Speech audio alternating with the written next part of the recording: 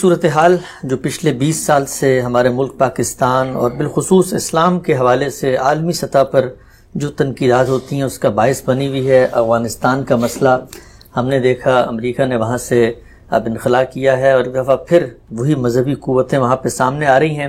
ایک جو بالعموم تاثر ہے مذہبی حلقوں میں وہ یہی ہے کہ دیکھیے بات تو پھر آخر وہی سچی ثابت ہوئی نا کہ مومن ہے بتیغ بھی لڑتا ہے سپاہی۔ 20 سال کے بعد ساری عالمی قوتیں باہر کیف شکست خوردہ ہو کے واپس جا رہی ہیں اور پھر سے وہی بوریہ نشین، وہی جس کو آپ کہتے ہیں مجاہدین ہیں جنہوں نے اپنی عاجزی سے پھر سے افغانستان کو فتح کرنے کا آغاز کر دیا ہے۔ میں آپ سے سمجھنا چاہتا ہوں، گزشتہ دنوں ہم نے مسئلہ فلسطین کے بارے میں بھی سمجھا تھا، جذبات کو ایک طرف رکھے یہ جو عالمی منظرنامہ ہے، سیاسی عمل ہے، تاریخی عمل ہے، علم سیاست کی روح سے یہ پورا مسئلہ جو اس وقت پیش نظر ہے اور لگ رہا ہے کہ اب قریب عہد میں شاید مزید بڑھے، اس میں آپ کا زاویہ نظر کیا ہے؟ افغانستان کا اصل مسئلہ کیا ہے اور یہ جو پاکستان ہے یہ کیا کردار ادا کر سکتا ہے اس مسئلے کی بہترین حل پیش کرنے میں؟ اس کو دو پہلوؤں سے دیکھنا چاہیے، اور میرے نزدیک ہر وہ مسئلہ جو دنیا میں پیش آتا ہے اس کو انہی دو پہلوؤں سے دیکھنا ضروری ہے۔ ایک ہے اس کا واقعاتی پہلو، یعنی زمینی حقائق کیا ہیں، بے لاگ ہو کر ان کا تجزیہ کرنا چاہیے۔ زمینی حقائق کا جتنا اچھا علم ہوگا، جتنا زیادہ آپ اس کو گہرائی میں جا کر سمجھیں گے، اتنے ہی آپ کے فیصلے حقیقت پسندانہ ہوں گے۔ اس میں کسی رومان کو دخل نہیں دینا چاہیے۔ جو اصولی نوعیت کی بحثیں ہوتی ہیں وہ بھی اپنی جگہ بڑی اہمیت رکھتی ہیں، لیکن بعض اوقات زمینی حقائق ان سے مطابقت نہیں رکھتے۔ تو زمینی حقائق کے معاملے میں تجزیہ ہمیشہ ایسا ہونا چاہیے کہ جس میں آپ جو کچھ جیسے ہے اس کو دیکھیں۔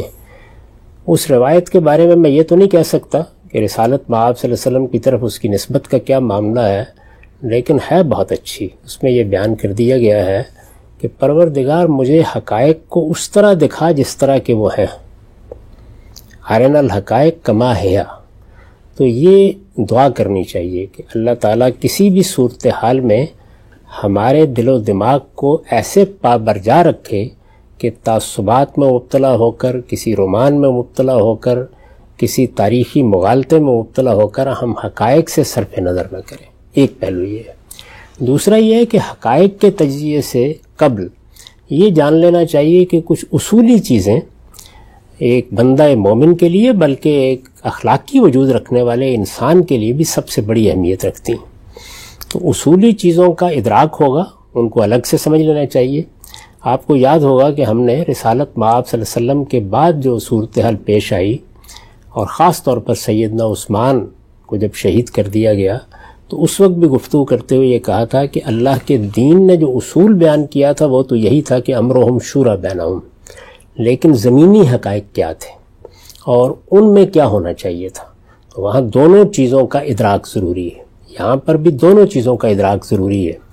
اس وقت دنیا ایک ایسے دور میں داخل ہو چکی ہے جس میں چند چیزوں کو سیاسی ایمانیات کا درجہ حاصل ہو گیا ہے، اور اگر آپ غور کر کے دیکھیں تو وہ دنیا کے لیے چاروں کی چاروں چیزیں رحمت ہیں، یعنی وہ چار ہی بنیادی نکات ہیں۔ میں نے کئی مرتبہ ان کا ذکر بھی کیا ہے، یعنی یہ بات کہ اس بات کو مان لیا جائے کہ انسان کے کچھ بنیادی حقوق ہیں جن کو پامال کرنے کا حق نہ فرد کو ہے نہ کسی حکومت کو ہے۔ انسان کے ان بنیادی حقوق کی حفاظت ہر دستور، ہر آئین، ہر نظم حکومت میں ہونی چاہیے۔ ان میں تھوڑا بہت تعبیر کا اختلاف ہو سکتا ہے، لیکن بنیادی بات یہ ہے۔ یہی وہ بنیادی حقوق ہیں جن کو اقوام متحدہ کے منشور کا حصہ بنا دیا گیا ہے، اور اسی لیے بنایا گیا ہے کہ عالمی سطح پر وہ صداقت کی حیثیت سے مانے جائیں۔ میں نے عرض کر دیا کہ اس میں کسی ایک دو تین چیزوں سے مجھے آپ کو اختلاف ہو سکتا ہے، لیکن بہرحال اپنے اصول کے لحاظ سے یہ بات بڑی اہمیت کی حامل ہے۔ دوسرے یہ کہ ہر جگہ قانون کی حکمرانی ہونی چاہیے، یعنی میری بات، آپ کی بات، بادشاہ سلامت کی بات نہیں، بلکہ یہ دنیا نے تجربے سے سیکھا ہے کہ پہلے ایک قانون وجود میں آنا چاہیے، اس قانون کی بنیاد پر احکام دینے چاہیے اور فیصلے کرنے چاہیے۔ تیسری چیز یہ ہے کہ قوموں کے لیے حق خود ارادی کا اصول مان لیا گیا ہے۔ یہ آپ کے علم میں ہے کہ پہلی دوسری جنگ عظیم تک بھی صورتحال یہ رہی ہے کہ لوگ یہ کہتے ہیں کہ ٹھیک ہے ہم نے قبضہ کر لیا. اس وقت بھی اگر آپ غور کر کے دیکھیں تو جس دنیا میں ہم رہ رہے ہیں یہ دوسری جنگ عظیم کے فاتحین کی بنائی ہوئی دنیا ہے. باقی دنیا کی حیثیت ان کے مقابلے میں مفتوحین کی ہے. اب بھی اگر کوئی مسابقت ہے تو انہی کے اندر پیدا ہوتی ہے. تو دنیا میں یہ چیزیں رہی ہیں لیکن آہستہ آہستہ اس کو ایک قاعدے کے طور پر مان لیا گیا ہے کہ قوموں کو حق خود ارادی حاصل ہے. اور آخری چیز کیا ہے؟ سیاسی نزاعات کو فیصلہ کن جگہ تک پہنچانے کے لیے جمہوریت کا اصول. یہ جو اصول ہے یہ آپ جانتے ہیں کہ خود قرآن میں بیان ہوا ہے کہ امرہم شورا بینہم. تو اس لیے حکومت جہاں بھی قائم کی جائے اصول کے لحاظ سے تو اسی بات کا اہتمام ہونا چاہیے کہ وہ لوگوں کی رائے سے قائم ہو، لوگوں کی رائے کی بنیاد پر قائم رہے، اور ان کی تائید سے محروم ہو جائے تو وہ اپنا وجود تحلیل کرتے ہیں. ٹھیک، یعنی یہ بنیادی اصول ہے. اب اس اصول کے اگر آپ دیکھیں اوپر تو افغانستان میں بھی یہی ہونا چاہیے. یعنی ہم اپنے لیے یہ پسند کرتے ہیں تو افغانستان کے لیے بھی اسی کو پسند کرنا چاہیے. بلکہ اس وقت جن مسلمان ملکوں میں اس جمہوری اصول کے مطابق حکومتیں قائم نہیں ہیں وہاں کے بارے میں بھی یہی آرزو ہونی چاہیے. مثال کے طور پر سعودی عرب کے بارے میں، وہاں بادشاہت قائم ہے. بعض خلیج کے ممالک وہاں بھی اسی طرح بادشاہتیں یا عمارتیں قائم ہیں. اسی طرح کا معاملہ بعض جگہوں پر مذہبی آمریت کی صورت میں ہو گیا ہے جیسے کہ ایران ہے. تو ان تمام جگہوں کے بارے میں ہمارے پیش نظر یہی ہونا چاہیے کہ یہاں جمہوری حکومتیں قائم ہوں. افغانستان میں بھی خدا کرے کہ وہ حالات پیدا ہو جائیں کہ لوگوں کی رائے سے حکومت قائم ہو. یہ افغانستان کے عوام کا حق ہے اور اس حق کے معاملے میں ہمارے دل، دماغ، ہماری روح میں کوئی تردد نہیں ہونا چاہیے. اس زاویے سے اگر آپ دیکھیں تو اس سے پہلے بندوق کے زور پر طالبان نے جو حکومت قائم کی وہ بھی ناجائز تھی. اب اگر بندوق کے زور پر وہ کوئی حکومت قائم کریں گے تو وہ بھی ناجائز ہی ہوگی. تو ایک حکومت جائز کب ہوتی ہے؟ یہاں جائز اور ناجائز کا سوال ہے. اسی وقت جائز ہوتی ہے جب لوگ اس کا انتخاب کریں. یہ 20 سال تک جنگ کیوں ہوئی؟ 20 سال تک لوگوں کا خون کیوں بہا؟ اس لیے کہ اس اصول کو ایک گروہ اپنے مذہبی اعتقادات کی بنیاد پر قبول کرنے کے لیے تیار نہیں. یعنی اگر اس اصول کو پہلے دن مان لیا جائے تو پھر تو مطالبہ ہی بہت سادہ تھا، اور وہ یہ تھا کہ ایک دستور بنایا جائے، اس کی بنیاد پر انتخابات کرائے جائیں اور ان انتخابات میں جو نتیجہ بھی سامنے آ جائے. امریکہ جب یہاں آیا تو ظاہر ہے کہ اس وقت انتقام کے جذبے سے سرشار تھا. اس نے ایک اقدام کیا. اس اقدام میں ہم نے یہ دیکھا کہ بہت زیادتی بھی ہوئی بعض جگہوں پر، لیکن طالبان کی حکومت ختم ہو گئی. وہ ایک ناجائز حکومت تھی، استبدادی طریقے سے قائم تھی. ایک دوسرے استبداد نے آ کے اس کو ختم کر دیا. اسی طرح سے وہاں القاعدہ نے اپنے مراکز بنا لیے تھے، ان کا خاتمہ کیا گیا. یہاں تک کہ اسامہ بن لادن کا پیچھا کرتے کرتے بالآخر یہ ہمیں معلوم ہے کہ آخری اقدام کیا ہوا، اس سے ہم سب واقف ہیں. تو ایک مرحلہ وہ تھا. اس کے ساتھ جب آپ ایک حکومت ختم کر دیتے ہیں تو خلا تو نہیں پیدا ہو سکتا. تو امریکہ نے موجودہ زمانے کے لحاظ سے یا وہاں جو دوسری نیٹو کی افواج تھیں یا دوسرے ممالک تھے، سب نے یہ کوشش کی کہ وہاں ایک دستوری حکومت قائم ہو جائے. برے طریقے سے کی، اچھے طریقے سے کی. یہ کوشش پہلے مرحلے ہی میں کامیاب ہو جاتی اگر تمام فریق اس کو اصول میں تسلیم کر لیتے. یعنی اب طے ہو گیا کہ انتخابات ہوں گے. زیادہ سے زیادہ یہ ہوگا کہ یہ انتخابات اس وقت اچھے طریقے سے نہیں ہوئے، اب اچھے طریقے سے کرائے جائے. اس وقت اگر کسی نے ان کو متاثر کرنے کی کوشش کی ہے تو ان چیزوں کا خاتمہ کیا جائے. لیکن جس وقت آپ اس اصول کو نہیں مانتے تو پھر نزاع کے فیصلے کا کوئی راستہ دنیا میں موجود نہیں سوائے اس کے کہ اب جنگ ہوگی. ٹھیک، اس وقت بھی میں نے یہی کہا تھا اس زمانے پر گفتگو کرتے ہوئے کہ چونکہ کوئی ایسا ہاؤس آف ریپرزنٹیٹیوز یا ایوان نمائندگان خلفائے راشدین نہیں پیدا کر سکے کہ جس کی بنیاد کے اوپر جمہوری فیصلے ہو سکیں اور سب کو اس پہ اطمینان ہو، تو نتیجہ یہ نکلا کہ تلوار نکل آئی. اس زمانے میں تلوار ہی نکل سکتی تھی. اس زمانے میں اللہ تعالیٰ نے ایسے اسباب پیدا کر دیے ہیں کہ دنیا میں بہت سی جگہوں پر ایوان نمائندگان کیسے بنیں گے، پارلیمنٹ کیسے وجود میں آئے گی، صدر کا انتخاب کیسے ہوگا، اگر آپ نے پارلیمانی نظام بنانا ہے تو اس کی نوعیت کیا ہوگی، اس کے بہت سے نمونے آپ کے سامنے دنیا میں موجود ہیں. اپنے حالات کے لحاظ سے آپ کوئی بھی طریقہ اختیار کر سکتے ہیں. یعنی اس وقت دنیا میں کوئی ایک ماڈل نہیں ہے، بہت سی صورتیں ہیں جن میں سے کسی صورت کو بھی اختیار کر سکتے ہیں. اس کے لیے بطور اصول وہ راضی نہیں ہوئے. جب بطور اصول راضی نہیں ہوئے تو جنگ ہوتی رہی. ٹھیک، یعنی کیوں ہوتی رہی 20 سال تک؟ اس لیے 20 سال تک جنگ ہوتی رہی کہ اگر دستور پر اتفاق کر کے اور جمہوریت کے اصول پر اتفاق کر کے فیصلہ کن لوگوں کی رائے کو مان لیا جائے تو پرامن راستہ نکل آیا، جنگ کرنے کی کوئی ضرورت باقی نہیں رہی۔ یعنی جب پرامن طریقے سے انتخابات ہو جائیں گے، سب لوگ اس کو مان لیں گے، تو کوئی دوسری طاقت کیوں رہے گی؟ اس لیے کہ دوسری طاقتیں یہ فیصلہ کر چکی ہیں کہ اب ان کو بالفعل نہیں رہنا، یعنی اثر و رسوخ اپنی جگہ، دنیا پر ان کی ایک ایسی حکومت قائم ہے کہ جو اب اقوام متحدہ کے ذریعے سے اپنے آپ کو منوائے رکھتی ہے، لیکن براہ راست ملکوں پر قبضہ کرنے کا طریقہ عرصہ ہوا ختم ہو گیا۔ تو اس کا کوئی امکان نہیں تھا۔ یہ آپ کے سامنے ہے کہ ہندوستان نے بنگلہ دیش، جس کو ہم کہتے ہیں مشرقی پاکستان تھا، قبضہ کر لیا وہاں پر، ہماری افواج کو وہاں شکست ہو گئی۔ اس کے باوجود یہ نہیں ہوا کہ ہندوستان نے اسے اپنی حکومت کا حصہ بنا لیا ہو۔ نیپال، بھوٹان بڑے چھوٹے چھوٹے ممالک ہیں، موجود ہیں۔ سری لنکا ایک بہت چھوٹا سا جزیرہ ہے، موجود ہے۔ تو اس وجہ سے موجودہ دنیا میں اس کا امکان نہیں تھا کوئی کہ کوئی سلطنت یہاں قائم کر لے اور پرانی دنیا کو دوبارہ قائم کیا جائے۔ اصل چیز یہ ہے کہ پرامن طریقے سے انتقال اقتدار کی روایت کو مان لیا جائے۔ یہ نہیں مانا گیا، 20 سال تک جنگ ہوتی رہی، آج بھی ختم نہیں ہوئی۔ تو یہ جنگ بنیادی طور پر کس اصول کے درمیان ہے؟ اس اصول کے درمیان ہے کہ کیا مذہبی آمریت قائم کی جائے گی یا جمہوری طریقے سے لوگوں کو حق دیا جائے گا کہ وہ اپنے حکمرانوں کا انتخاب کریں۔ ان دو اصولوں کے درمیان ہے، اور اس میں میں نے عرض کر دیا کہ اگر آپ اس اصول کو مان لیں تو جنگ آج سے 20 سال پہلے ختم ہو جاتی، اس سے بھی بہت پہلے ختم ہو جاتی، آج بھی چشم زدن میں ختم ہو جاتی ہے، کیونکہ دنیا نے بڑی مشکل سے اس اصول کو اب ایک محکم روایت کی صورت دی ہے۔ یعنی بجائے اس کے کہ پانی پت کے میدان میں فیصلے ہوں، اب لوگ بلٹ کی بجائے بیلٹ کے ذریعے سے فیصلے کرتے ہیں۔ اس کو ایک گروہ ماننے کے لیے تیار نہیں ہے، یعنی اس گروہ کا نقطہ نظر کیا ہے، اس کے دلائل کیا ہے، وہ اس وقت زیر بحث نہیں، لیکن بہرحال وہ اس کو ماننے کے لیے تیار نہیں۔ جب ماننے کے لیے تیار نہیں ہے تو میں نے عرض کیا اس کا لازمی نتیجہ کیا ہے؟ اس کا لازمی نتیجہ پھر یہ ہے کہ بندوق فیصلہ کرے گی۔ تو 20 سال تک یہ بندوق فیصلہ نہیں کر سکی، ہو سکتا ہے کہ اب کر دے، تو اس کے دو ہی نتیجے نکلیں گے۔ اب زمینی حقیقت پر آ جائیے، یعنی زمینی حقیقت یہ ہے کہ افغانستان ایک ایسا علاقہ ہے جس میں لوگوں میں بھی اور منظم گروہوں میں بھی بہت سے لوگ ایسے ہیں جو جمہوریت کو بطور اصول نہیں مانتے۔ اچھا، جب نہیں مانتے تو آپ جمہوریت کا ورد پڑھنے سے تو اس کو قائم نہیں کر دیں گے۔ یعنی اس نے لوگوں کے اندر اپنا اعتماد پیدا کرنا ہے۔ یہ کسی قوم کا اجتماعی فیصلہ ہے کہ وہ یہ سمجھتی ہے کہ اس کو آزادی حاصل ہونی چاہیے، حریت حاصل ہونی چاہیے، اس کو ہر حال میں جمہوری طریقے سے اپنے فیصلے کرنے چاہیے۔ اگر نہیں مانتے تو زمینی حقیقت گویا آپ کے اس اصول کے خلاف کھڑی ہوئی ہے۔ ایک بنیادی بات یہ، تو طالبان کے ساتھ جو اصولی اختلافات ہیں ان میں سے پہلی چیز کی میں نے وضاحت کی، اور وہ پہلی چیز یہ ہے کہ کیا افغانستان کے عوام کو یہ حق ہے کہ وہ اپنے حکمرانوں کا فیصلہ کریں، یا بندوق کو یہ حق ہے کہ وہ فیصلہ کریں۔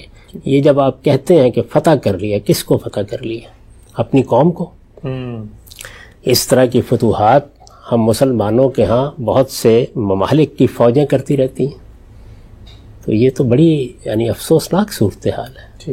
اگر آپ اپنے ملک میں، اپنی قوم میں، اپنے علاقے میں بھی فتح کے ذریعے سے حکومت کرنا چاہتے ہیں تو پھر آخر اس پر تنقید کی کیا ضرورت ہے جو مختلف افواج کرتی ہیں اور مختلف جرنیل تختے الٹتے ہیں اور جس طرح کی صورتحال پیدا ہوتی ہے۔ تو ایک یہ ہے کہ آپ اس اصول کو مانیں کہ جمہوریت کی بنیاد کے اوپر فیصلہ ہوگا۔ یہ پرامن طریقے سے فیصلہ کرنے کا اصولی اعلان ہے۔ اگر یہ اعلان آپ نہیں مانتے تو اصل میں آپ ایک ناجائز کام کے لیے اصرار کر رہے ہیں۔ پہلی بنیادی بات یہ ہے۔ دوسری چیز یہ ہے کہ طالبان یہ کہتے ہیں کہ ہم اصل میں شریعت کا غلبہ چاہتے ہیں۔ اس میں بھی ایک بڑی غلطی کار فرما ہے۔ اللہ تعالیٰ نے جو شریعت ہمیں دی ہے اس میں ایک واضح لائن کھینچ دی ہے کہ وہ کون سی چیزیں ہیں جن کا تعلق فرد کے خدا کے ساتھ تعلق سے ہے۔ یعنی اللہ تعالیٰ نے بہت سے احکام دیے ہیں، وہ میرے اور میرے پروردگار کا معاملہ ہے، ان میں کسی حکومت کو، کسی اقتدار کو کسی قسم کی مداخلت کا حق نہیں ہے۔ بہت تھوڑے سے چند احکام ہیں جو حکمرانوں کو دیے گئے ہیں۔ ایران میں بھی یہی غلطی ہوئی، سعودی عرب میں بھی یہی غلطی ہوئی۔ یہ جو آپ دیکھ رہے ہیں کہ اس طرح کے احکام نافذ کیے گئے کہ خواتین گاڑی چلا سکتی ہیں یا نہیں چلا سکتی، اپنے طور پر باہر جا سکتی ہیں یا نہیں جا سکتی، مردوں کے بارے میں بھی بعض اسی طرح کے اقدامات کیے گئے، تو آپ نے دیکھا یہ ایک ایک کر کے واپس ہو رہے ہیں۔ یہ اصل میں حدود سے تجاوز ہے، یعنی یہ بات کہ روزہ رکھنا ہے یہ فیصلہ مجھے کرنا ہے، یہ بات کہ حج پہ جانا ہے، عمرے پہ جانا ہے، میں اس کی استطاعت رکھتا ہوں یا نہیں رکھتا۔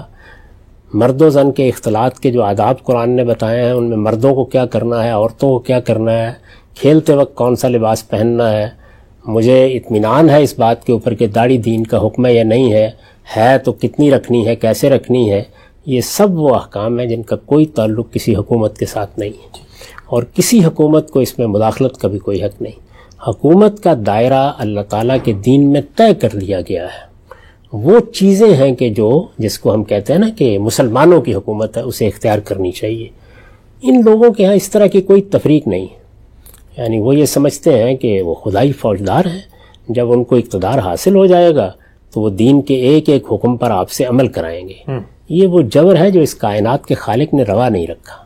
اس آزادی کے ساتھ دنیا میں اپنا دین پیش کیا ہے کہ لوگ اپنے پروردگار کے ساتھ براہ راست تعلق کی بنیاد پر اسے اختیار کریں۔ ایجابی احکام میں ایک دو چیزیں ہیں جن کو ریاست سے متعلق کیا ہے، اور کچھ حکمرانوں کے لیے ضروری ہدایات ہیں، مثلا یہ کہ وہ زکوٰۃ کے علاوہ کوئی ٹیکس نہیں لیں گے، مثال کے طور پہ جمعے کے خطبے کا اہتمام کریں گے، جمعہ و جماعت کے لیے فضا پیدا کریں گے، اس طرح کی چند چیزیں ہیں جو حکمرانوں سے متعلق ہیں۔ باقی معاملات جتنے ہیں وہ سب کے سب لوگوں پر چھوڑ دیے گئے ہیں۔ اس کی خلاف ورزی سعودی عرب میں ہوئی اور خفت کا باعث بنی، ایران میں ہوئی تو لوگوں کے لیے جبر کا باعث بنی۔ ان حضرات نے اس میں آخری حد کو چھو لیا تھا جب پہلے ان کو موقع ملا، تو اس وجہ سے اس معاملے میں بھی ان کا نقطہ نظر دینی اعتبار سے بھی انتہائی غلط ہے۔ ٹھیک، یہ دوسری چیز ہے۔ تیسری جو بڑی اہم چیز ہے وہ یہ ہے کہ آپ دنیا کے اندر جب کوئی ملک یا کوئی قوم آپ کے سپرد حکومت کر دیتی ہے، اس کو چلانا چاہتے ہیں، تو یہ محض اس چیز کا نام نہیں ہے کہ آپ کوئی دم درود پڑھ کے چلا لیں گے، اس کے لیے کچھ ناگزیر حقیقتیں ہوتی ہیں، اور ان میں سب سے بڑی چیز کسی قوم کی معیشت ہے۔ ایک قوم کو اس نظریے کی بھینٹ چڑھا کے برباد کر دیا گیا ہے، اس کی تمام تر تنصیبات کھنڈر بن چکی ہوئی، یعنی بجائے اس کے کہ اس کو کچھ وقت حاصل ہوتی، دنیا میں لوگ آگے بڑھتے، اپنا کوئی مقام پیدا کرتے، اس کے بجائے ایک جنگ و جدال کی فضا ہے، اور یہ خانہ جنگی کی صورت جہاں بھی پیدا ہو جائے اس کے بعد آپ نہیں تصور کر سکتے کہ علم میں کوئی ترقی ہوگی، مصنوعات میں کوئی ترقی ہوگی، ایجادات کی طرف کوئی قدم بڑھے گا، کچھ بھی باقی نہیں رہتا۔ تو یہ تین چیزیں اصولی نوعیت رکھتی ہیں، ان تین چیزوں کو الگ رکھیے۔ اور زمینی حقیقت کیا ہے؟ زمینی حقیقت یہ ہے کہ افغانستان میں ان تینوں چیزوں کے معاملے میں قومی شعور موجود نہیں ہے، یعنی ایسا نہیں کہ لوگ ان کو جاننے والے پائے نہیں جاتے، پائے جاتے ہیں۔ ایک دستور بنایا گیا، اس دستور کے تحت انتخابات کرائے گئے، ایک گروہ بلکہ کئی گروہ ہیں جنہوں نے اس دستوری حکومت کو تسلیم کر لیا۔ وہ مجاہدین میں سے بھی آگے بڑھے، جیسے کہ حکمت یار صاحب تھے، جس طرح کے استاد سیاف تھے، اور بھی بعض لوگ ہیں، تو انہوں نے اس کو قبول کر لیا۔ وہ جمہوریت پر یقین رکھتے ہیں، ایک گروہ وہ ہے۔ اس کے پاس بھی اب اس 20 سال کے عرصے میں فوجی طاقت آ گئی ہے، اور نہیں کہا جا سکتا کہ وہ بھی کتنا لڑتے ہیں۔ تو میرے نزدیک زمینی حقیقت یہ ہے کہ ایک بڑی تعداد جو خاص طور پر دیہات میں ہے، اور خود طالبان کے منظم گروہ جو ہزاروں کی تعداد میں ہیں، وہ ان تینوں ہی چیزوں کو نہیں مانتے۔ اچھا، یعنی ان کے ہاں نہ اس چیز کی کوئی اہمیت ہے کہ اس دنیا میں ایک جدید ریاست کو چلانے کے لیے معاشی اعتبار سے کیا اقدامات کرنے ہوں گے، نہ اس کی کوئی اہمیت ہے کہ دین نے کس طرح سے ذاتی معاملات میں اور ریاستی معاملات میں ایک واضح لائن کھینچ دی ہے، نہ اس چیز کو وہ قبول کرنے کے لیے تیار ہیں کہ جمہوریت کا اصول ہے جس پر حوصلہ مند لوگوں کے درمیان جو اختلاف ہوتا ہے اسے پرامن طریقے سے طے کیا جاتا ہے۔ جمہوریت کے بارے میں لوگ بہت بحثیں کرتے ہیں، جمہوریت کوئی حق و باطل کا فیصلہ نہیں کرتی، بلکہ اللہ تعالیٰ نے جو مختلف اشخاص یا گروہوں کو حکومت کرنے کے لیے ایک حوصلہ مندی بخشی ہوتی ہے، وہ تصادم میں ڈھل جاتی ہے۔ تو بجائے اس کے کہ آپ اس کا فیصلہ کسی میدان میں جا کر بندوقوں کے ذریعے سے کریں، پرامن طریقے سے لوگوں کی رائے پر فیصلہ کر لیا جاتا ہے۔ میں کئی مرتبہ یہ عرض کر چکا ہوں کہ جائز حکومت کی دو ہی صورتیں ہیں، اللہ تعالیٰ تقرر کر دے، لوگ تقرر کریں۔ بندوق کسی حکومت کے جواز کے لیے سرے سے کوئی حیثیت نہیں رکھتی، لیکن وہ نکل آئی ہے، یہ زمینی حقیقت ہے۔ اس کے نکالنے والے اس پر اطمینان رکھتے ہیں کہ وہ اس کے ذریعے سے حکومت کر سکتے ہیں، یہ ایک زمینی حقیقت ہے۔ ان لوگوں کی ایک بڑی تعداد ہے کہ جو اسی اصول پر منظم ہو چکے ہیں، یہ ایک زمینی حقیقت ہے۔ افغانستان کے عوام میں بھی ایک بڑی تعداد ایسی موجود ہے کہ جو اسی اصول کو ٹھیک سمجھتی ہے، یہ بھی ایک زمینی حقیقت ہے۔ اب اس کے بعد کیا ہوگا؟ یہ بات کہ ایک دستوری حکومت منوا لی جائے، وہ تو اگر ممکن ہوتا تو 20 سال میں مان لی جاتی۔ تو اب یا خانہ جنگی ہوگی اور یا بندوق فیصلہ کرے گی۔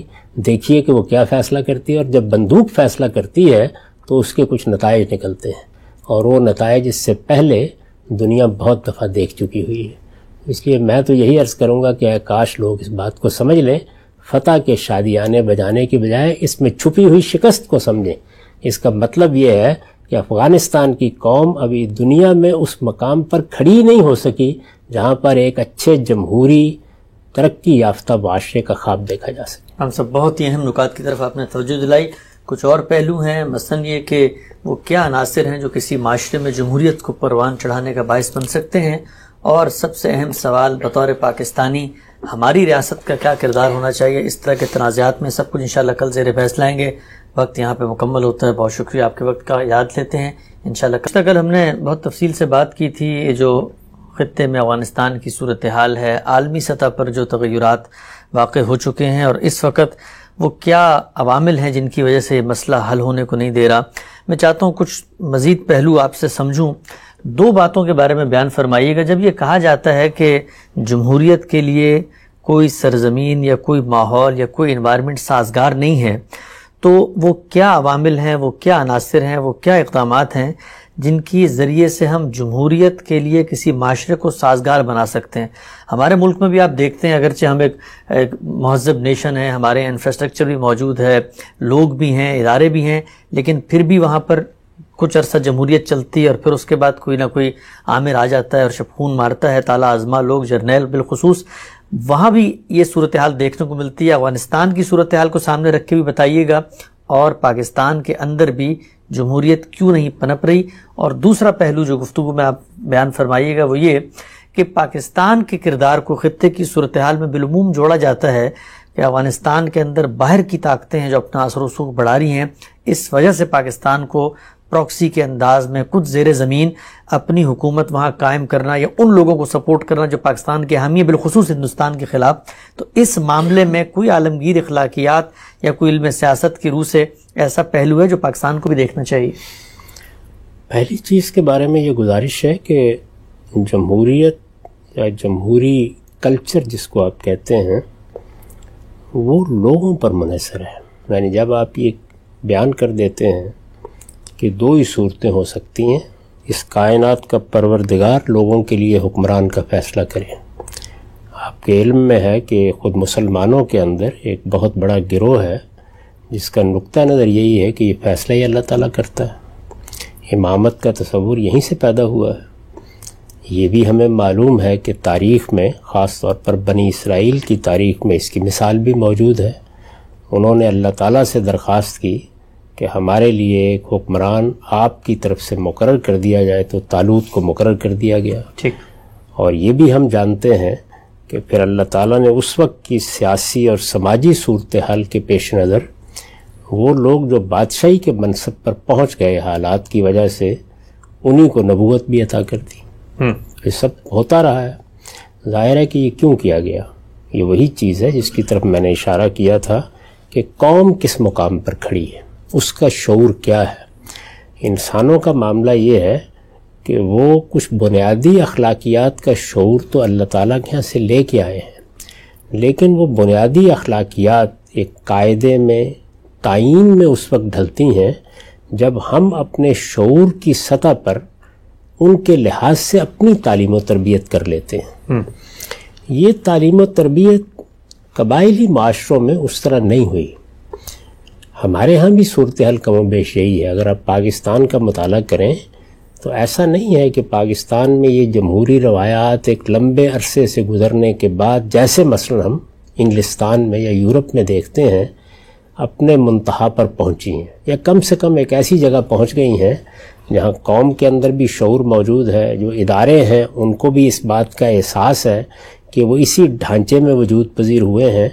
بلکہ اگر آپ غور کر کے دیکھیں تو ایسے لگتا ہے کہ جیسے خارج سے جمہوری تصورات ہمارے اوپر لاد دیے گئے ہیں، اور ہم کوشش کرتے رہتے ہیں کہ ان کو اٹھا کر پھینک دیں۔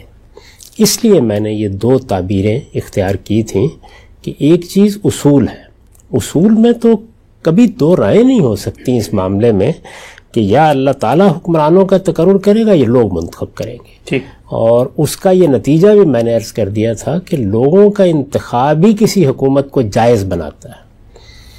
یعنی جب آپ اس اصول کو مان رہے ہیں کہ حکومت لوگوں نے پیدا کی ہے، یعنی یہ کوئی اوپر کا منصوبہ نہیں ہے جو لوگوں پر لاگو کر دیا گیا ہے، لوگوں کی ضرورتوں سے پیدا ہوئی ہے، کیونکہ انسان کو اللہ تعالیٰ نے ارادہ و اختیار دیا ہے، وہ اپنے ارادے اور اختیار کو غلط بھی استعمال کرتا ہے، غلط استعمال کرتا ہے تو اس سے فتنہ اور فساد پیدا ہو جاتا ہے، کسی نے چوری کر لی، کسی نے مال لوٹ لیا، کسی نے کسی کی عزت پر حملہ کر دیا۔ اس لیے یہ ضروری ہوا کہ ایک نظم پیدا کیا جائے۔ تو لوگوں کی ضرورتوں سے یہ پیدا ہوا ہے، جب لوگوں کی ضرورتوں سے پیدا ہوا ہے تو اس کا فیصلہ بھی لوگوں ہی کو کرنا ہے، یا اس کائنات کا پروردگار کرے گا یا لوگ کریں گے۔ پروردگار فیصلہ کرے تو اس کے بارے میں کون کہہ سکتا ہے کہ یہ ناجائز ہے؟ بلکہ یہ کہا جا سکتا ہے کہ اس سے بڑی تو پھر کوئی جائز حکومت نہیں ہوگی۔ گویا کائنات کے خالق نے اپنی حکمت کے تحت کسی کا تقرر کر دیا۔ یہ ہم جانتے ہیں کہ رسالت مآب صلی اللہ علیہ وسلم کے بعد اس کا سلسلہ ختم ہو چکا ہے، اب لوگوں نے کرنا ہے۔ تو لوگ کس مقام پر کھڑے ہیں، یعنی ان کا شعور کیا ہے، اس کو میں نے کہا تھا زمینی حقائق۔ افغانستان کو جب ہم دیکھتے ہیں تو اس میں شبہ نہیں کہ وہاں ایک بڑی تعداد ایسے لوگوں کی ہے جو یہ سفر طے کر چکے ہیں، جو یہ چاہتے ہیں کہ ان کے ہاں ایک جمہوری معاشرہ ہو۔ یہ بھی معلوم ہے کہ اگرچہ دوسری طاقتوں نے اس میں ان کی مدد کی، لیکن وہاں ایک دستور بنایا گیا، اس دستور کے تحت ایک دو نہیں متعدد انتخابات ہوئے، اس کے تحت کچھ ادارے بھی وجود پذیر ہو گئے، وہ ادارے بڑی حد تک کام بھی کر رہے ہیں، اور جو اس کے نتیجے میں نظم آیا، اس نظم میں وہ لوگ بھی شامل ہوئے جو ایک زمانے میں جہاد کر چکے تھے۔ میں نے مثال بھی تھی اس کی، وہ بھی شامل ہیں اس میں۔ تو اس طرح ایک نظم بھی وجود میں آ گیا، اس کی قبولیت کے اسباب بھی پیدا ہو گئے، ایک بڑی تعداد نے اس کو اپنے لیے خیر و برکت کا ذریعہ بھی سمجھا، لیکن بڑی نہ صحیح لیکن ایک معتدل تعداد ان لوگوں کی موجود ہے جو شعور کے اس مقام پر نہیں کھڑے۔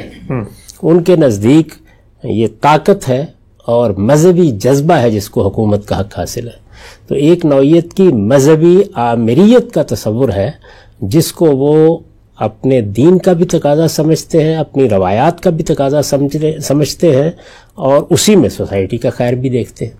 تو اس کا معنی کیا ہے؟ اس کے معنی یہ ہے کہ شعور کی سطح پر پوری قوم کا فیصلہ نہیں بن سکی جمہوریت۔ ہمارے ہم یہی صورتحال ہے۔ اگر آپ پاکستان میں دیکھیں تو تعداد میں کمی بیشی تو ہے، لیکن اگر آپ ان لوگوں کے پاس بیٹھیں جن کو طاقت حاصل ہو جاتی ہے، خاص طور پر بندوق کی طاقت، تو وہ آپ کو یہ بتائیں گے کہ یہ تو ایسے ہی ایک افسانہ ہے، اس کی کیا حقیقت ہے۔ اصل چیز یہ ہے کہ قوم کی سالمیت کی حفاظت ہونی چاہیے، ہم ایک بڑے نازک مقام پر کھڑے ہیں، ہمارا خطہ طرح طرح کی ریشہ دوانیوں کی زد میں ہے، تو اس میں تو طاقت ہی اصل چیز ہے جو ہماری حفاظت کر سکتی ہے۔ لیکن وہ طاقت کس کو فراہم ہونی چاہیے؟ یعنی وہ لوگوں کے نمائندوں کو فراہم ہونی چاہیے، وہ ان کی خادم ہونی چاہیے۔ جمہوریت کا تصور ہے، جمہوریت آپ سے تین چیزوں کا لازماً تقاضا کرتی ہے۔ ایک جمہوری کلچر ہے، یعنی جس میں آزادی ہو، آپ اپنی رائے دے سکیں، شائستگی سے بیان کر سکیں اس بات کو۔ دوسرے یہ کہ لوگوں کا شعوری اعتماد ہو کہ یہ لوگوں ہی کا حق ہے کہ وہ اپنے لیے حکمرانوں کا فیصلہ کریں گے۔ اور تیسرے یہ کہ جو طاقت کے مراکز وجود میں آ جاتے ہیں، جیسے کہ جدید ریاست میں بیوروکریسی بھی ایک طاقت کا مرکز ہے، اسی طرح افواج بھی طاقت کا ایک مرکز ہے، وہ بھی دل کی گہرائیوں سے اس بات کو تسلیم کریں کہ یہ لوگ ہیں کہ جن کو اپنے لیے حکمرانوں کا انتخاب کرنا ہے۔ اس کو میں کہتا ہوں کہ یہ اصل میں ایک اصول کا، ایک اخلاقی قاعدے کا شعور ہے۔ تو اگر کسی قوم میں یہ چیز موجود نہیں ہے یا وہ تمدن کے ارتقاء میں اس مقام پر نہیں پہنچی، تو وہاں آپ خواب تو دیکھ سکتے ہیں، یہ کہہ سکتے ہیں کہ ہم صحیح کریں گے، اس کو بیان کر سکتے ہیں، لوگوں کی مزید تربیت کے لیے اقدامات کر سکتے ہیں، لیکن اگر لوگ اس کو اس طرح قبول نہیں کیے ہوئے ہیں تو پھر اس کو چلانا کوئی آسان کام نہیں ہوتا۔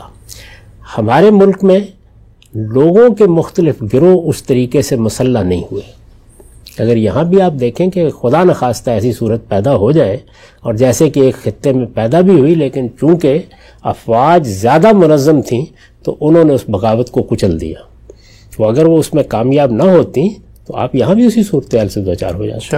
یعنی وہ لوگ جو اس معاملے میں بغاوت پر آمادہ ہوئے تھے، ان کا نقطہ نظر بھی وہی تھا، کوئی فرق نہیں تھا ان کے اندر۔ یعنی بنیادی مقدمات کیا ہیں، پس منظر کیا ہے، سوچنے کا انداز کیا ہے، دینی مباحث کیا ہیں، دینی بنیادیں کیا ہیں جس کو وہ حکومت اور سیاست کے لیے مانتے ہیں، ان میں کوئی اختلاف نہیں تھا۔ جب نہیں تھا تو اگر ادھر مقابلے کی طاقت بڑی نہ ہوتی تو یہاں بھی یہی صورتحال پیدا ہو جاتی۔ تو اس لیے میں نے عرض کیا تھا کہ یہ ایک زمینی حقیقت ہے۔ اب اس میں کیا کیا جائے؟ یعنی 20-21 سال تک وہ دستور بھی موجود رہا، اس کے تحت انتخابات بھی ہوئے، اس کے تحت ادارے بھی بن گئے، اور ایک بڑی عالمی طاقت بلکہ عالمی طاقتوں کی تائید بھی حاصل رہی۔ تو مقابل کی یہ قوت اتنی طاقت ضرور رکھتی ہے کہ اس نے چین نہیں لینے دیا، وہ آج بھی اس کو قبول کرنے کے لیے تیار نہیں ہے۔ اگر تیار نہیں ہے تو اب کیا کیا جائے؟ اب دو ہی صورتیں ہو سکتی ہیں، یعنی یا بندوق فیصلہ کرے گی، یا دونوں اپنی کسی کمزوری کا احساس کر کے مفاہمت کی میز پر آ جائیں گے۔ تو میں نے یہ گزارش کی تھی کہ مفاہمت کا اگر کوئی فارمولہ نظریاتی لحاظ سے بنایا جا سکتا ہے تو وہ کم و بیش وہی ہوگا جو ایران میں بنایا گیا، کہ مذہبی آمریت اور جمہوریت میں نکاح کرا دیا جائے، یعنی دونوں کے درمیان۔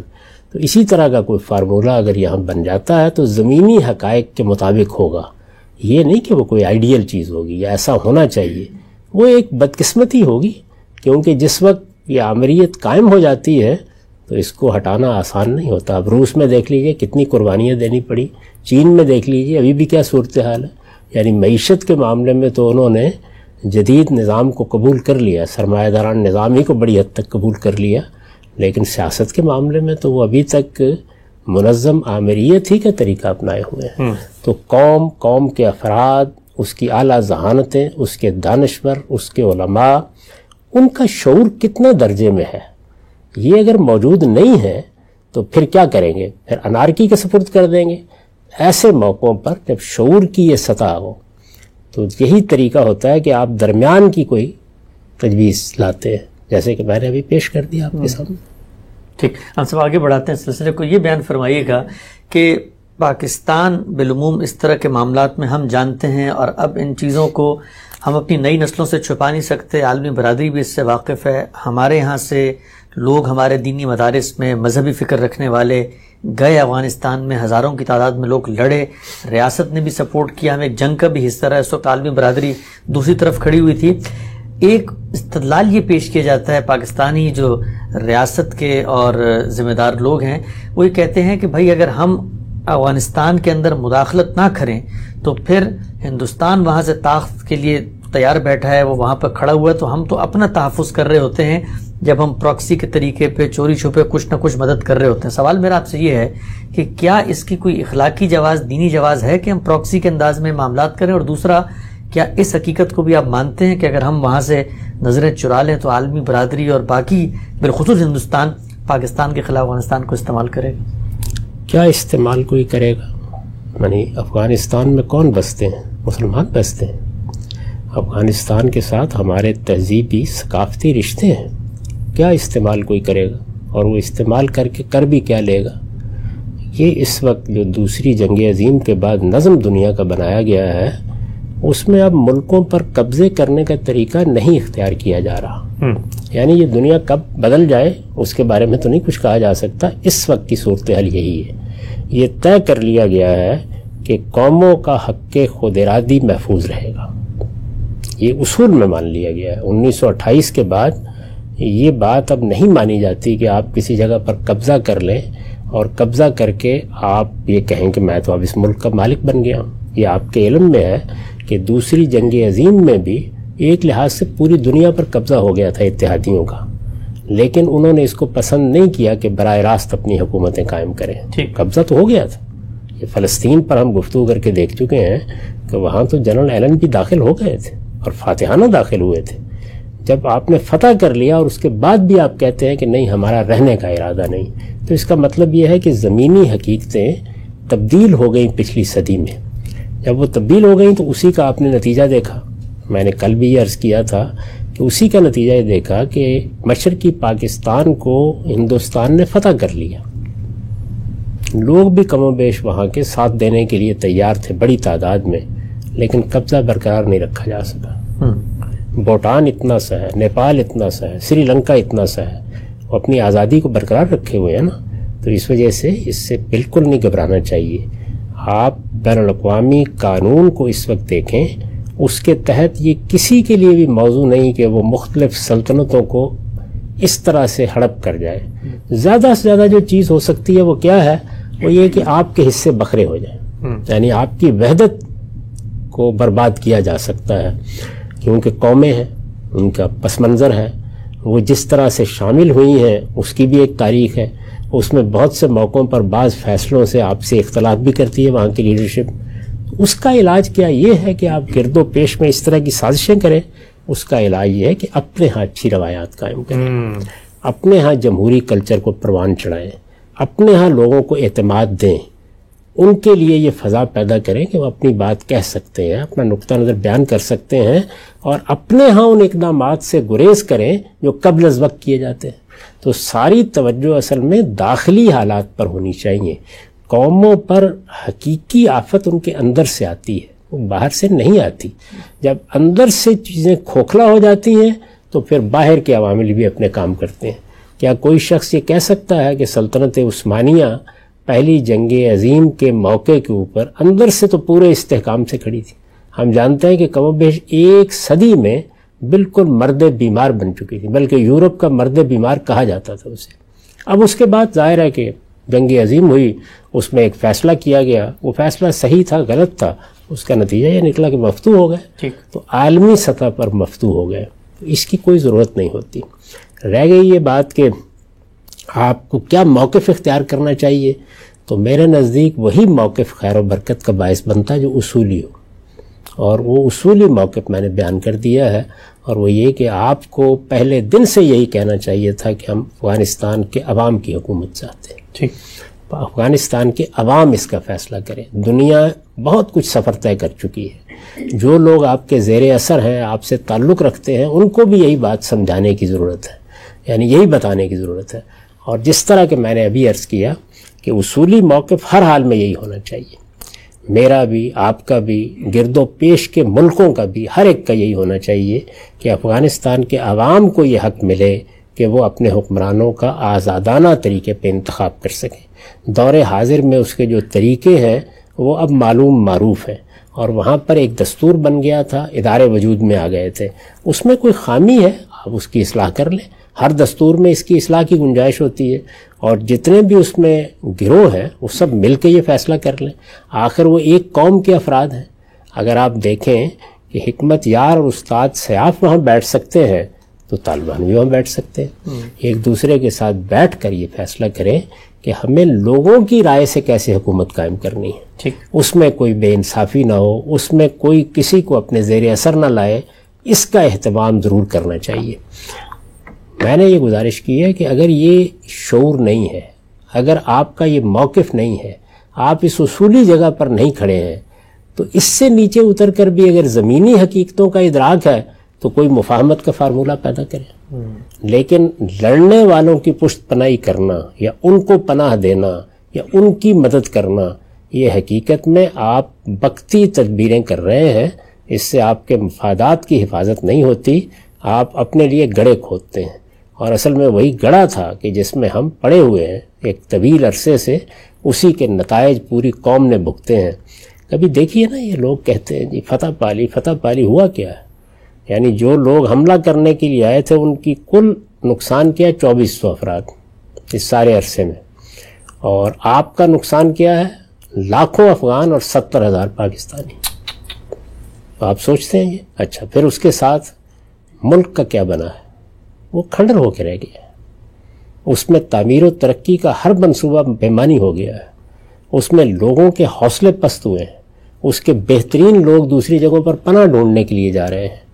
یہ کیا ہے جو چیز آپ نے حاصل کی ہے؟ انسانوں پر حکومت کرنی ہے یا یہ ہے کہ آپ نے پہاڑوں پر اور چٹیل میدانوں پر اور کھیتوں پر حکومت کرنی؟ انسانوں پر کرنی ہے نا۔ تو انسانوں کے ساتھ تو یہ معاملہ ہو گیا ہے۔ تو میرے نزدیک میں نے اس پر زور دے کے کہا تھا کہ بڑی مشکل سے انسانوں نے یہ چیز ایجاد کی ہے۔ آپ مادی ایجادات سے فائدہ اٹھاتے ہیں نا، سفر کرنے کے لیے جہاز پہ جاتے ہیں اور ٹرین بھی لاتے ہیں اور سب کرتے ہیں، تو اسی طرح سے بڑی مشکل سے انسانوں نے پرامن انتقال اقتدار کے لیے جمہوریت کا راستہ تلاش کیا ہے، پھر اس کے تجربات کیے ہیں، اس کے مختلف ماڈل دنیا میں وجود میں آئے ہیں، ان میں سے کسی کو سامنے رکھ کر آپ بھی اسی چیز پہ اطمینان کریں۔ مذہبی آمریت اس کی کوئی ضرورت نہیں ہے۔ افغانستان میں رہنے والے مسلمان ہیں، ان کو جس چیز کی تلقین کرنی چاہیے وہ وہی تلقین ہے جس کو دین کی دعوت کہتے ہیں۔ یعنی آپ لوگوں کو بھی یہ کہیں کہ وہ دین پر عمل کریں اور حکمرانوں کو بھی کہیں کہ دین پر عمل کریں۔ تو دین پر عمل یا شریعت پر عمل یہ ہے اسلام کی دعوت۔ لوگوں پر مذہبی آمریت قائم کرنا اس کا اسلام سے کوئی تعلق نہیں۔ ٹھیک، ہم سب چند ضمنی سوالات 5 منٹ باقی میں آپ کے سامنے رکھتا ہوں مختصراً۔ جب گفتگو ہم نے کل آپ سے کی، بعض لوگوں نے اس پہ کمنٹس بھی کیے، اپنے کچھ اضطرابات کا اظہار کیا۔ سوال یہ پوچھا گیا ہے کہ ایک سانس میں آپ نے فرمایا کہ طالبان کی حکومت استبداد پہ مبنی تھی اور ناجائز حکومت تھی، وہ پہلے بھی تھی، اب بھی ہوگی، تب بھی ناجائز ہوگی، بندوق کے زور پہ بنے۔ پوچھا گیا ہے کہ یہی پورا منظرنامہ آپ نے اس وقت بیان کیا تھا جب سیدنا علی سیدنا امیر معاویہ کے درمیان ایک نزاع ہوا کہ وہاں پر تو انتقال اقتدار کا کوئی ڈاکٹرائن لکھا ہوا موجود نہیں تھا اور بات بندوق تک پہنچ گئی، تو اب جو فیصلہ ہوگا وہی عملی فیصلہ ہوگا، تو وہاں تو آپ نے ناجائز حکومت یا اس کو نہیں قرار دیا۔ یہاں پر جب جمہوریت کے لیے فضا سازگار نہیں ہے اور انتقال کا وہ طریقہ اختیار کرنا اقتدار کی منتقلی میں جو قبائلی معاشرے میں ہوتا ہے، اس کو طالبان نے اپنایا، وہ آئے تو 60-70% لوگ ان کے ساتھ تھے، وہ ناجائز کیسے ہو گئی؟ میں نے اس کو بھی کبھی جائز نہیں کہا، یعنی وہ اقدام بھی ایک ناجائز اقدام ہی تھا۔ اصل میں یہ بالکل وہی اصول ہے کہ آپ کے سامنے 2 قدریں ہوتی ہیں، آپ کو ہر حال میں سچ بولنا چاہیے، جھوٹ ایک بیماری ہے، نہیں ہونا چاہیے۔ آپ اضطرار میں کہتے ہیں کہ اس کا جواز ہو سکتا ہے، کوئی مجبوری ہو گئی ہے، تو وہاں میں نے عرض کیا تھا کہ ایک مجبوری واقع ہو گئی۔ وہ مجبوری یہ تھی کہ خلفائے راشدین کوئی ہاؤس آف ریپرزنٹیٹیو نہیں دے سکے۔ دیکھیے، جمہوریت اصول میں قرآن میں لکھی ہوئی ہے، ذہنوں میں لکھی ہوئی ہے، عقل میں موجود ہے، یہ زمین پر وجود میں نہیں آ سکتی جب تک کسی ہاؤس آف ریپرزنٹیٹیو ایوان نمائندگان کو پیدا کرنے میں آپ کامیاب نہ ہو جائیں۔ ٹھیک، آپ برطانیہ کی تاریخ پڑھیں، وہاں اصل میں یہی چیز تھی جو مل گئی بنیاد رکھنے کے لیے، دارالعمراء کی صورت میں موجود تھی، وہ آہستہ آہستہ ہاؤس آف کامنز کے اقتدار میں تبدیل ہوتی چلی گئی۔ آپ 1415 کے میگنا کارٹا کا اگر مطالعہ کریں تو ابتدا وہیں سے ہوئی ہے۔ تو یہ چیز خلفائے راشدین کے ہاں سے نہیں ملی۔ انہوں نے جو اس کے لیے ایک ہاؤس آف ریپرزنٹیٹیو کا یہ بنایا، وہ بالکل ایک وقتی تدبیر تھی، جتنی دیر وہ چل سکتا تھا 10-15 سال چل گیا، اس لیے کہ 10-15 سال تو رسالت میں آپ صلی اللہ علیہ وسلم نے جو تبدیلی پیدا کر دی تھی اور اس سے جو قیادت وجود میں آئی تھی وہی کافی تھی۔ ٹھیک، اب پورا جزیرہ نما عرب فتح ہو گیا، سلطنت بہت دور دور تک پھیل گئی، اس کے بعد اب ایک ایوان نمائندگان کہاں سے وجود میں آئے؟ وہ نہیں تھا۔ جب وہ نہیں تھا تو تلوار نکلی، اور جب تلوار نکلی تو پھر تلوار نے فیصلہ کیا۔ تو میں اس کو کوئی جائز بات نہیں کہتا، یہ کہتا ہوں کہ کوئی اور راستہ نہیں سمجھ میں آتا، اور میں نے دلیل دی تھی اس کی کہ آپ اس وقت کے لوگوں کو کیا دوش دیتے ہیں، اس کے بعد 1000 سال تک آپ کے فقہا اور دانشور بھی کوئی راستہ تجویز نہیں کر سکے۔ یہ ہاؤس آف ریپرزنٹیٹیو یا ایوان نمائندگان کے تصور کو تو مغرب نے اس مقام تک پہنچایا ہے، جس کے نتیجے میں دساتیر بننا شروع ہوئے، اب ادارے وجود میں آ گئے، اداروں کا باہمی ربط کیا ہونا چاہیے، مقننہ میں، عدلیہ میں، انتظامیہ میں کیا تعلقات ہونے چاہیے، وہ ایک سائنس کے طریقے پر بن گیا۔ سوال یہ اس کے بننے کے بعد کیا عذر ہے آپ کے پاس؟ یعنی ایک اضطرار کی، ایک مجبوری کی کیفیت میں اگر آپ نے کوئی کام کیا تو وہ بالکل اور چیز رکھتا ہے۔ تو کیا اس وقت یہ چیز موجود ہے؟ ایسا نہیں ہے۔ اصل بات یہ ہے کہ وہ لوگ جو اس وقت بندوق اٹھائے ہوئے ہیں وہ اس اصول ہی کو نہیں مانتے کہ لوگوں کی رائے سے حکومت قائم ہونی ہے۔ تو اس لیے گفتگو اس پر کرنے کی ضرورت ہے، یعنی مجھے آپ کو اس میں کوئی کمپرومائز نہیں کرنا چاہیے کہ آخری دم تک یہی کہیں کہ لوگوں کی رائے افغانستان کے عوام کا کام ہے جس طرح پاکستان کے عوام کا کام ہے. ایک ہی آپ کے پاس بات ہونے چاہیے. ہم جو اپنے لیے پسند کرتے ہیں وہی ہم افغانستان کے لیے پسند کرتے ہیں, وہی ہم سعودی عرب کے لیے پسند کرتے ہیں, وہی ہم ایران کے لیے پسند کرتے ہیں, اور وہی ہم چین کے لیے پسند کرتے ہیں کہ جمہوریت ہو, لوگوں کے حقوق ہو, آزادی سے بات کرنے کا ان کے پاس موقع ہو, ریاستوں اور حکومت کے اقدامات پر تنقید کی فضا ہو, اور لوگوں کی رائے سے انتخابات کے. یہ رائے اصولی ہو گئی. اب کسی جگہ مشکل پیش آ گئی, یعنی اس اصول کے اطلاق میں تو مشکل میں اتنا ہی کمپرومائز کرنا چاہیے جتنا ایک زمینی حقائق کا تقاضا ہے, نہ کہ آپ اصولی کو بالکل ختم کر کے رکھتے. ہم سب بہت تفصیل سے گفتگو ہوئی آپ سے افغانستان کی موجودہ صورتحال, خطے میں پاکستان کا کردار, عالمی منظرنامہ اور وہ کیا تغیرات ہیں جو علم سیاست میں واقع ہوئے. اس موضوع پر ضمنی اشکالات انشاءاللہ مزید آپ کے سامنے پیش کریں گے. وقت ہمارا یہاں پہ ختم ہوتا ہے, دوبارہ حاضر خدمت ہوں گے. اب تک آپ کے وقت کا بہت شکریہ.